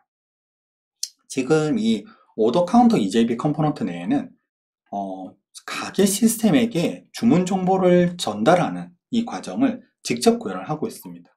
이 관심사와 실제로 주문 정보를 생성하고 검증하고 저장하는 관심사는 서로 다른 거다라고 볼 수 있어요. 그래서 이 부분을 관심사를 한번 분리시켜 보려고 하는 거예요. 자, 그래서 새로운 관심사를 분리하기 위해서 인터페이스를 하나 만들어 볼 거예요. order processing processing 채널이라는 인터페이스를 하나 만들 겁니다. 이 채널은 주문 정보를 가계 시스템에게 전달하는 역할을 할 거예요. 그래서 void고 transfer object order라고 전달을 하겠습니다. 자, 이제 이 인터페이스를 사용해서 동작하도록 이 부분을 살짝 바꿔보도록 하죠.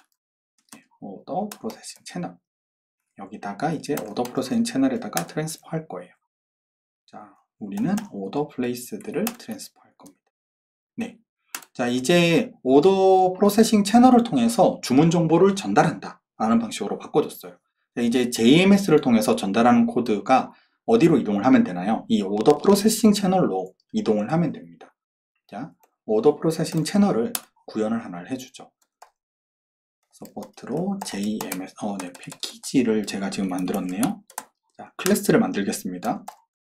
서포트 패키지 밑에다가 JMS 오더 프로세싱 채널이라는 클래스를 만들 거예요. 이 채널은 오더 ORDR 채널을 구현을 해야 되겠죠. 그리고 트랜스퍼라는 메소드를 하나 가질 겁니다. 자, 마찬가지로 이 친구는 JMS 템플릿과 또 뭐죠? 오더 스트링이죠. 스트링의 오더 q 네임을 이용해서 이제 실제로 주문 정보를 가게 시스템에게 전달할 거예요. 자, 이 코드는 요걸 그대로 가져다가 쓰면 되겠죠. 여기다가 붙여주도록 하겠습니다. 자, 오더 플레이스드가 아니죠. 주문 정보를 이렇게 받아올 거예요. 그리고 얘는 시리얼라이저블 인터페이스로 보내야 되니까 이런 식으로 캐스팅을 해주도록 하겠습니다. 자, 이제 JMS 템플릿과 오더 큐 네임을 받아와야죠. 자, JMS 템플릿과 오더 큐 네임을 생성자를 통해서 받아오도록 클래스를 마저 완성시켜 주도록 하죠. 이제 JMS를 이용해서 가게 시스템에다가 주문 정보를 전달하는 JMS 오더 프로세싱 채널이라는 구현체를 하나를 작성을 했습니다. 그리고 오더 카운트 EJB는 이제 JMS를 직접 사용한 코드는 이제는 더 이상 필요하지 않습니다. 오더 프로세싱 채널을 통해서 가게 애플리케이션에게 주문 정보가 전달이 될 거예요. 자, 여기도 그러면은 빈팩토리를 통해서 우리가 얻어야 될 것은 오더 프로세싱 채널이죠. 그래서 빈팩토리를 통해서 빈을 얻을 겁니다. 오더 프로세싱 채널이라는 빈을 얻어서 동작하도록 바꿔줄 거예요. 자, 이제 필요 없습니다. 캐스팅을 해서 마저 채워주도록 하죠. 이제 클래스 코드는 전부 변경을 한 상태예요. 이제 뭘 하면 되나요? 이제 커스터머 빈즈를 쫓아가서 이제 여기다가 우리는 오더 프로세싱 채널을 빈으로 등록을 해주면 됩니다. 자, 빈을 등록해 줄 거예요. 클래스는 JMS 오더 프로세싱 채널이에요. id는 오더 프로세싱 채널이고요. 얘는 생성자를 통해서 생성자의 이름은 JMS 템플릿이에요. 자, 두 번째 생성자의 이름은 오더 큐 네임입니다. 여기다가 오더 큐의 네임은 바로 우리가 알고 있는 값을 주면 되죠. value는 JMS 오더 QUEUE 라고 줄 겁니다. 자, 이제 JMS 템플릿을 여기다가 넣어주면 됩니다. JMS 템플릿은 이미 저희가 만들어둔 빈 정보가 있으니까 이렇게 잘라서 넣으시면 돼요. 끝났습니다. 더 이상 오더 큐 네임에 대한 빈은 유지할 필요가 없네요. 자, 이제 모든 빈 정보가 작성이 끝났고요. 이제 이 애플리케이션을 다시 실행을 한번 해보죠. 네, 지금 어디가 여기를 제가 닫아주질 않았네요. 이렇게 닫아주도록 하겠습니다. 이제 실행을 한번 해보겠습니다. 네, 지금 코드를 변경해서 실행을 했고요. 여전히 주문하고 주문을 처리하는 기능이 잘 동작을 하고 있습니다. 마지막 리팩토링을 한번 해보도록 하겠습니다. 어디를 쫓아갈 거냐면요. 오더 카운터 EJB를 쫓아가도록 하겠습니다. EJB로 구현된 코드를 보면 이렇게 세션 빈과 같은 엔터프라이즈 자바 빈은 애플리케이션의 비즈니스 로직을 담당을 하도록 하고 있습니다. 클라이언트에서 EJB 컴포넌트에 접근을 하기 위해서는 비즈니스 델리게이트 객체를 이용해야 되는데요. 이 오더 카운터 EJB를 사용을 하는 코드를 보면은 오더 카운터 로컬 홈과 오더 카운터 로컬을 이용해서 동작을 하고 있는 걸 저희는 알 수 있습니다. 바로 이제 이 오더 카운터 로컬 홈과 오더 카운터 로컬이 비즈니스 델리게이트 객체라고 생각을 하시면 됩니다. 여기에는 두 가지 문제가 있는데요. 이 오더 카운터 서블릿, 이 코드죠. 이 오더 카운터 서블릿이 불필요하게 EJB에 대한 의존성을 가지게 된다는 거. 이게 첫 번째 문제이고요. 두 번째 문제는 오더 카운터 EJB와 오더 카운터 로컬 사이에 불일치가 발생할 수 있다는 거예요. 이게 무슨 말이냐면은 오더 카운터 로컬을 가면은 지금 주문하기라고 하는 메소드가 있습니다. 이 메소드를 호출하면은 실제로 오더 카운터 EJB에 있는 이 주문하기라는 메소드가 호출이 돼요. 두 개의 메소드가 같은 계약의 구조를 가지고 있기 때문이에요. 만약에 이 오더 카운터 로컬에서 이 오더 카운터 로컬에 잘못된 메소드 이름을 넣으면 이건 올바르게 동작을 하지 않을 겁니다. 그래서 이 부분은 불일치가 발생할 수 있다라고 말을 하는 거예요. 이 재사용 가능한 객체 지향 설계 원칙에 따르면은 구현이 아니라 인터페이스에 대해 프로그래밍 하라라는 게 있습니다. 이 자바를 사용하면은 이 원칙을 손쉽게 따를 수 있는데요. 이 원칙을 여기다 적용하면은 이런 문제들을 해결을 할 수 있습니다. 자, 그러면은 뭘 할 거냐면은 오더 카운터 EJB를 쫓아가서 인터페이스를 추출할 겁니다. 리팩터를 이용해서 인터페이스를 뽑아보죠. 오더 카운트라는 이름의 인터페이스를 뽑을 거고요. 주문하기라는 메소드를 뽑아낼 겁니다. 네. 그리고 S를 해내죠. 자, 이제 인터페이스를 한번 보면은 이렇게 생겼습니다. 오더 카운터 인터페이스는 주문하기에 대해서 인터페이스가 작성이 됐어요. 그리고 오더 카운터 EJB는 이제 세션 빈과 오더 카운터 인터페이스를 구현을 하고 있죠. 자, 이제 오더 카운터 로컬을 쫓아가서 뭘 할 거냐? 오더 카운터 인터페이스를 구현을 하게 할 거고요. 이제 작성하고 있던 메소드를 지워버릴 겁니다. 자, 이제 두 클래스 사이에 불일치가 없어졌어요. 이제 두 번째 문제가 사라졌죠. 이제 첫 번째 문제가 뭐였나요? 이 오더 카운터 서블릿 클래스가 EJB에 대해 의존성을 가지고 있다는 거였었잖아요. 이 부분도 이제 EJB에 대한 의존성을 빼기 위해서 빈 팩토리를 한번 활용을 해볼 겁니다. 이제 빈 팩토리를 한번 이용을 해봅시다. 빈 팩토리를 JNDI의 빈 팩토리를 만들어서 쓸 거예요. 여기에 컨텍스트를 제공해 줄 겁니다. 자, 이 컨텍스트는 JNDI 컨텍스트를 말하는 거죠. 그리고 빈 팩토리를 얻었으니까 이제 저희는 오더 로컬이나 오더 카운터 로컬이나 오더 카운터 로컬 홈을 쓸 필요가 없습니다. 오더 카운터 인터페이스를 쓰면 돼요. 그리고 빈 팩토리로부터 빈을 얻어올 겁니다. 오더 카운터라고 하는 빈을 얻어올 거예요. 자, 캐스트를 해주죠. 자, 이제 작성이 끝났습니다. 이제 JNDI로부터 이제 얻어오는 거죠. 이 JNDI를 통해서 자바 이 컨테이너에 등록되어 있는 오더 카운터 EJB 컴포넌트를 취득하는 거라고 생각을 해주시면 됩니다. 네, 이제 한번 실행을 해볼까요?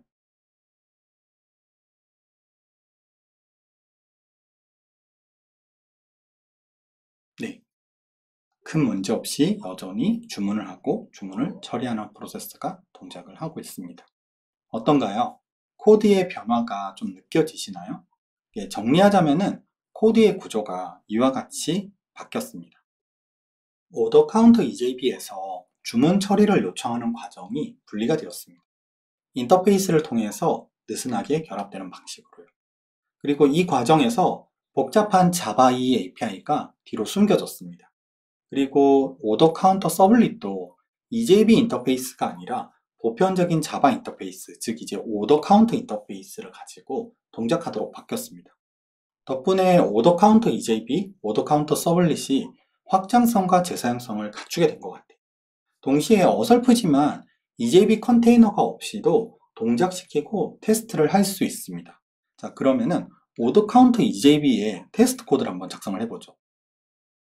오더 카운터 EJB 클래스에서 테스트를 생성을 한번 해보겠습니다. 자, 생성을 해서 테스트 클래스를 하나 작성했고요. 테스트는 JUnit이라고 하는 자바의 테스트 프레임워크를 활용할 거예요. 테스트 애노테이션이고 베리파이 할 겁니다. 뭘 검증할 거냐면요. 트랜스퍼 오더 플레이스드, 그러니까 주문 정보를 전송하는 것이 올바르게 동작했는지에 대해서 한번 테스트를 해보려고요. 자, 트랜스퍼 오더 플레이스드 한번 해보겠습니다. 자, 자, 그러면은 지금 실제로 이 테스트를 작성을 하려면은 오더 카운터 EJB가 필요해요. 오더 카운터 EJB. 네, 오더 카운터 EJB. new 오더 카운터 EJB를 하겠습니다. 자, 오더 카운터 EJB를 이렇게 생성을 했어요. 자, 그리고 주문 정보를 작성을 할 거예요. 자, 이번에는 라떼를 한번 주문을 해보죠. 오더 카운터에 주문할 거예요. 라떼를 주문 한번 해보겠습니다. 그러면 이제 실제로 주문 정보가 잘 전송이 되는지에 대해서 지금 검증을 해야 되는 거잖아요. 그럼 이제 주문 정보가 잘 전송이 되었다는 걸 확인하려면은 그 오더 프로세싱 채널로부터 주문 정보가 전송이 되었다라는 게 확인이 되어야 할 것 같아요. 그렇게 하려면은 이제 그러면은 실제로 주문 정보를 JMS를 통해서 전달하는 게 아니라 주문 정보가 전달이 됐다라는 것을 우리는 확인을 하기 위한 거니까 이때는 테스트 더블, 그러니까 정확하게는 스파이 객체를 이용해서 활용을 해볼 그 테스트를 검증을 해볼 수 있을 것 같아요. 그래서 저희들에게 필요한 거는 이런 클래스가 필요해요. 오더 프로세싱 스파이라고 하는 클래스가 필요합니다. 자, 오더 프로세싱 채널 인터페이스를 구현할 거고요. 자, 이 인터페이스는 리스트의 오브젝트를 가질 거예요. nsprd 트랜스퍼드. 자, 저 실제로 전송된 객체들을 유지를 할 거예요. 자기가 유지를 할 겁니다. 자, 구현을 해야 되니까 임플리멘테이션 해야 되겠죠. 전송이 되면 뭘 할 거냐? 현재 트랜스퍼 되었다 라고 저장을 해둘 거예요. 네. 자, 그리고 이 오더 카운터 EJB를 오더 카운터 EJB에다가 지금 오더 카운터 EJB에다가 저희는 뭘 해야 되는 거죠? 오더 프로세싱 채널을 주입을 해줘야 되는 거잖아요. 오더 프로세싱 채널을 주입을 할 수 있도록 오더 카운터 EJB를 살짝 다시 조절을 해주도록 하겠습니다. 여기다가 세터 메소드를 하나 만들어주죠. 자, 그리고 이것도 세터를 이용해서 동작하도록 코드를 바꿔주겠습니다. 자, 이제 오더 카운터 프로세스에다가 셋 프로세싱 채널 여기다가 뭘 넣어주면 되죠? 스파이 객체를 넣어주면 됩니다. 오더 프로세싱 채널의 스파이 객체를 채널 뷰 스파이. 자, 이 스파이 객체를 여기다 주입을 해줄 거예요. 자, 이제 주입된 스파이 객체의 트랜스퍼에 첫 번째 값을 꺼내오면은 이 오더 인포가 들어있을 거라고 전 생각합니다. 그래서 이 오더 정보가 잘 들어있는지를 한번 확인을 해보려고 해요. 정확하게는 오더 플레이스드 정보가 들어있을 거예요. 캐스팅을 해줄 거고요. 어소시에이션을 이용해서 assert equal latte. 자, 오더 플레이스드에 있는 get 오더 인포 정보와 라떼 정보가 같은가? 또 하나 더 해볼까요? 어소시에이션을 통해서 assert equal 할 거예요. 한 개가 있는가? 오더 프로세싱 채널의 트랜스퍼드의 사이즈가, 그죠? 여기서 하나를 전송했으니까 당연히 여기엔 트랜스퍼 된 게 하나가 들어있을 거다라고 지금 생각을 해보는 거죠. 자, 이 테스트 코드를 한번 실행해 보겠습니다.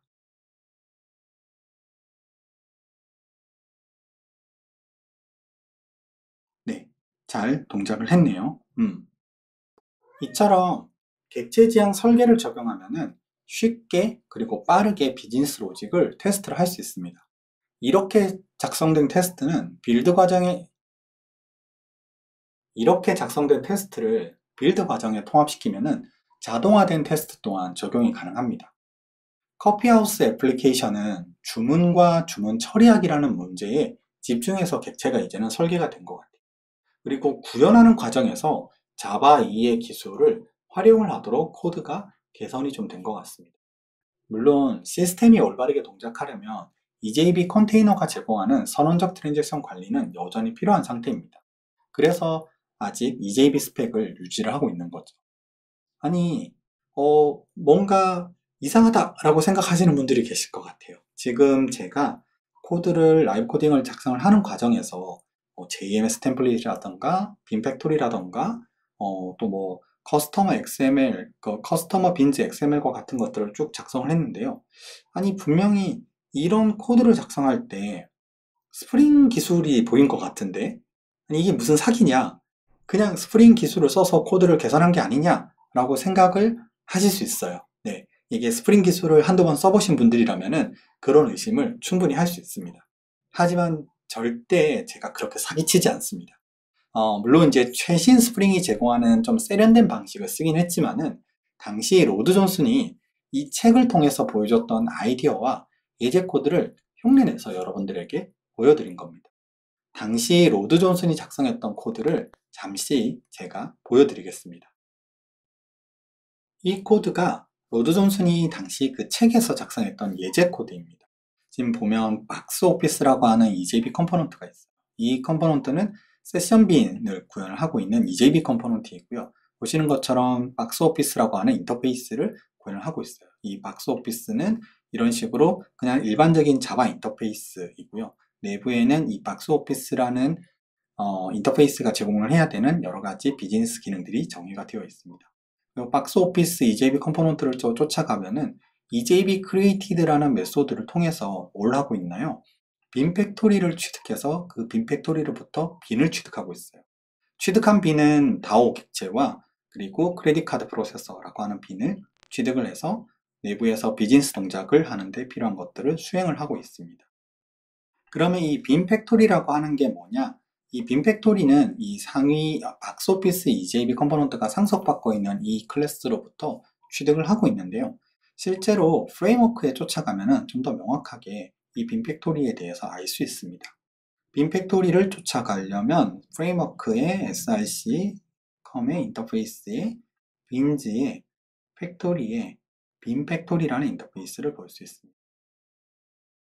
여기 보시면은 이 빈 팩토리라는 인터페이스는 getBin이라고 하는 두 개의 메소드를 제공하고 있는데요. 이 메소드를 통해서 빈 팩토리로부터 빈을 취득할 수 있는 겁니다. 보시는 것처럼 로드 존슨이 2001년도에 이 책을 작성하는 과정에서 이 예제 코드를 쓰기 위해서 작성을 한 코드입니다. 이 외에도 제가 작성했던 게 JMS 템플릿이라는 걸 이용을 했었죠. 여기 보시면 JMS 밑에 JMS 템플릿이라는 클래스도 있습니다. 네, 이 JMS 템플릿은 이제 내부에서 JNDI 서비스나 이제 커넥션 팩토리와 같은 걸 이용을 해서 실제로 JMS API로 메시지를 전달하는데 사용을 할 수 있습니다. 이 책이 출간된 후에 자바 생태계에 굉장한 돌풍을 일으켰다고 합니다. 그리고 그 중에는 이 책의 예제는 단순한 예제 코드가 아니다, 그 이상이다 라고 생각한 사람들이 있었어요. 그리고 그 사람들은 로드 존슨에게 제안을 합니다. 오픈소스로 개발했으면 좋겠다. 그리고 약 8개월 후에 2003년도 6월에 그 오픈소스가 공개가 됩니다. 어느 정도 예상을 하시겠지만 이렇게 만들어진 오픈소스가 바로 스프링 프레임워크입니다. 지금 2021년도 있죠. 딱 20년 만에 여러분들은 그죠? 2001년도에 만들어진 이 빈팩토리라는 인터페이스를 20년이 흘러서 여러분들에게 다시 한번 이렇게 보여드릴 수 있게 됐네요. 네, 어떤가요? 되게 엄청난 뭔가의 역사가 느껴지시나요? 그리고 시간이 흘러 2004년 3월에 스프링 프레임워크 1.0이 정식으로 출시가 됐었습니다. 그리고 2004년 6월에 스프링 프레임워크의 핵심 개발자인 로드 존슨과 유겐 헬러가 익스퍼트 1&1 J2E Development Without EJB 라고 하는 책을 출간합니다. 이 책은 EJB를 사용을 하지 않고도 자바 엔터프라이즈 애플리케이션을 구축할 수 있는 방법을 제안을 하고 있고, 서블릿과 JSP 그리고 이제 경량 프레임워크를 이용해서 간결하고 효과적인 방식으로 엔터프라이즈 애플리케이션을 구축할 수 있는 모범 사례들을 보여주고 있습니다. 특히 이 책의 곳곳에서는 포조라는 용어를 이제 발견을 할 수 있습니다. 왜 EJB 없이 자바 엔터프라이즈 개발을 해야 할까요? 이 전도서인 J2E 디자인 앤 디벨롭먼트에서도 어느 정도 그 생각이 드러나 있습니다. 하지만 이제 이 책을 통해서 다음과 같이 뚜렷하게 주장을 하고 있어요. EJB는 기술적인 복잡함을 덜어주려는 시도를 하다가 오히려 더 큰 복잡함을 초래했다. EJB가 적용된 애플리케이션은 서버 간의 이식성이 오히려 떨어진다. EJB는 확장성을 보장한다는 약속을 지키지 못했다. EJB는 단순한 일도 어렵게 만든다. 특히나 EJB라는 틀 안에서 자바 코드를 작성을 하도록 강제함으로써 자바 언어가 갖고 있던 장점을 버릴 수밖에 없게 만들었다 라고 말을 많이 합니다. EJB는 엔터프라이즈 자바 전체를 뜻하지 않습니다. 엔터프라이즈 자바는 리소스 풀링이나 스레드 관리, 디렉토리 서비스, 표준화된 트랜잭션 관리와 시스템 통합 등의 다양한 기술을 표준화시켜서 제공을 하고 있습니다. EJB는 엔터프라이즈 자바 기술을 활용하는 한 가지 방법일 뿐입니다. 우리는 앞서 커피하우스 시스템을 로컬 EJB 아키텍처를 기반으로 객체 지향 설계를 적용을 했습니다. 그 과정에서 EJB가 가진 단점을 일부 극복을 하고 좀 더 나은 자바 애플리케이션을 구축을 할 수 있었어요. 하지만 그럼에도 불구하고 여전히 EJB를 사용을 하고 있습니다. 그건 EJB가 제공하는 서론적 트랜잭션 관리나 역할 기반의 보안, 객체 관리와 같은 것들이 필요했기 때문이에요. 때문에 여전히 애플리케이션 코드의 곳곳에 EJB의 규약이 침투해 있습니다. 이는 곧 변경을 취약하게 만들고 테스트를 어렵게 만들기도 합니다. EJB를 사용을 하지 않고 엔터프라이즈 애플리케이션을 구현을 하기 위해서는 포조 기반의 프레임워크를 사용을 할 수 있습니다. 포조 기반의 프레임워크를 이용을 하면 컨테이너 기반 트랜잭션이나 보안 또는 퍼시스턴스 기술과 같은 엔터프라이즈 서비스를 포조에 제공을 할 수 있습니다. 포조를 지원하는 대표적인 기술이 바로 스프링 프레임워크와 하이버네이트입니다. 커피하우스 시스템의 가게 애플리케이션은 아직 순수한 EJB 기술로 구현이 되어 있습니다. 이 책에서 제안한 방식을 따라서 한번 개선을 시켜보도록 하겠습니다. 자, 가게 애플리케이션의 오더 프로세서 EJB 컴포넌트입니다. 자, 이것을 순수하게 포조 방식으로 한번 바꿔보도록 하죠. 자, 메시지 드리븐 빈이나 메시지 리스너와 같은 자바 2에 관련된 기술들을 제외시키도록 하겠습니다. 그리고 메시지를 직접 수신하는 방식이 아니라 오더 플레이스들을 직접 수신하는 방식으로 바꾸도록 할게요. 자, 오더 플레이스는 직접 받을 수 있으니까 이제는 이 내부의 코드는 다 필요가 없습니다. 이제 비즈니스를 처리하고 하는 코드만 있으면 됩니다. 마찬가지로 메시지 드리븐 빈을 구현하는 데 필요한 모든 메소드가 다 제거돼도 됩니다. 자, 이게 답니다. 오더 프로세서 컴포넌트는 이제 EJB도 아니니까 EJB라는 말도 떼버리죠. 됐습니다.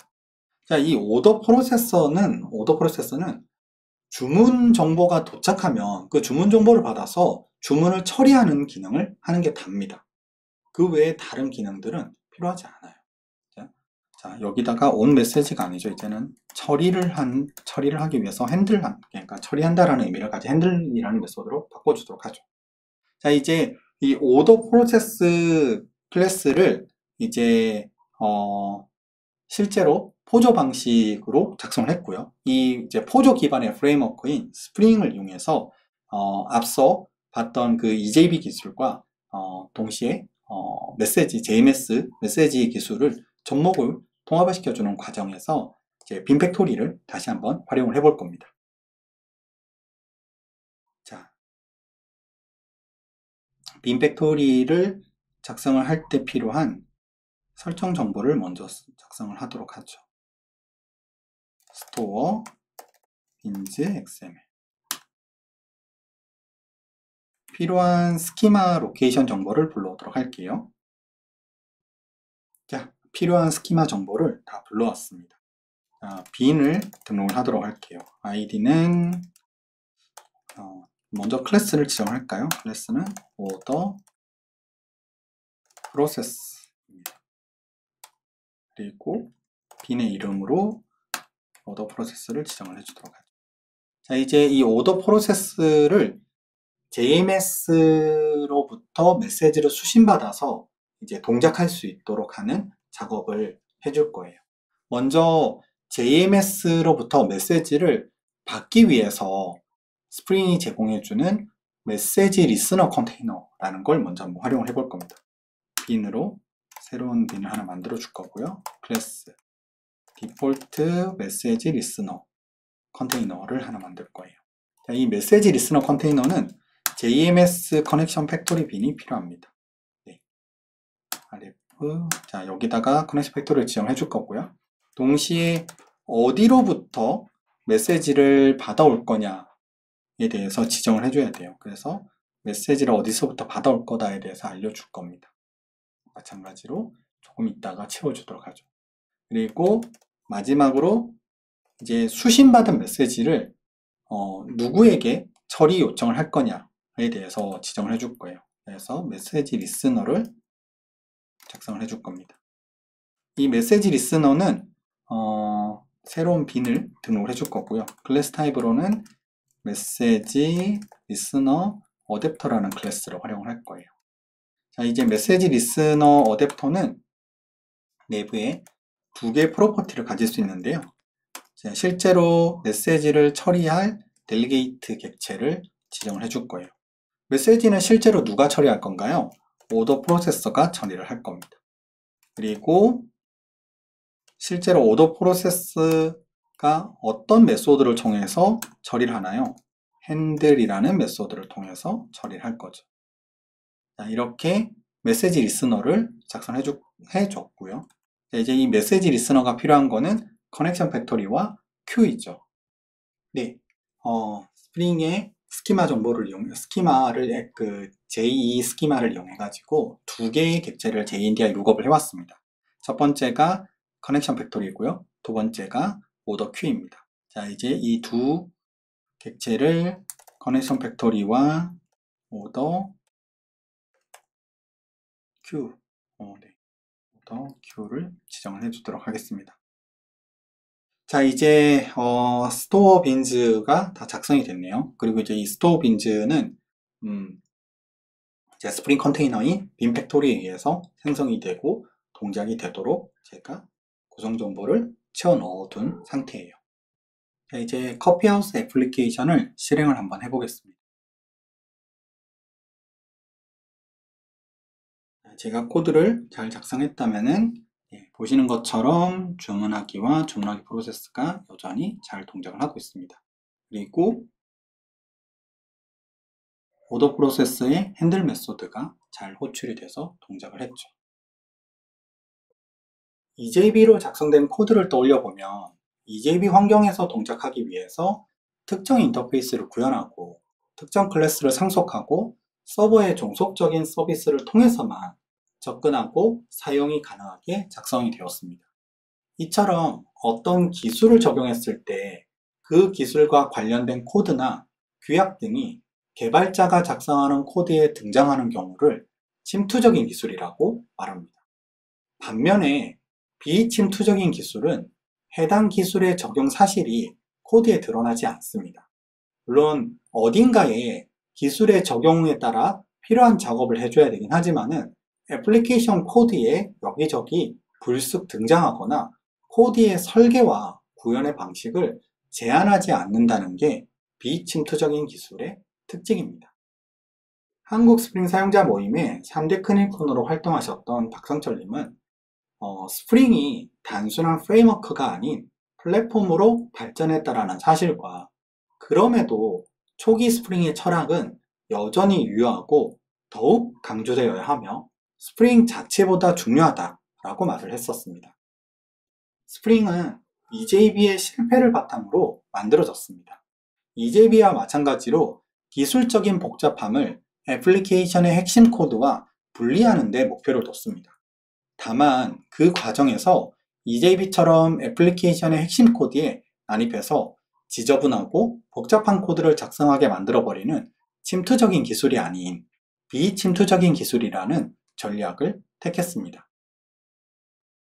앞서 수정했던 각의 애플리케이션의 구조를 다시 한번 살펴볼까요? 오더 프로세서는 이제 특정 환경의 규약을 지키지 않는 순수한 자바 객체가 되었습니다. 주문이 들어오면 접수 후 제조해서 고객에게 제공하는 주문 프로세스를 처리하는 비즈니스 로직만 남았습니다. 그 외에 자바 2의 기술은 스프링이 제공하는 서비스 추상화에 의해서 깔끔하게 숨겨졌습니다.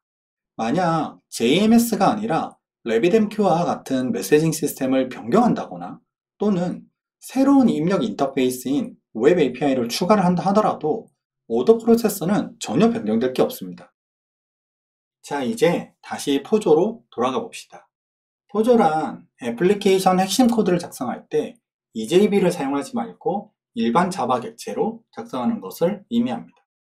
그렇다면 단지 EJB를 사용하지 않으면 포조일까요? 마틴 파울러가 제시한 포조에 대한 표면적인 정의는 그런 것 같습니다. 하지만 그 내면에는 더 많은 의미가 담겨 있습니다.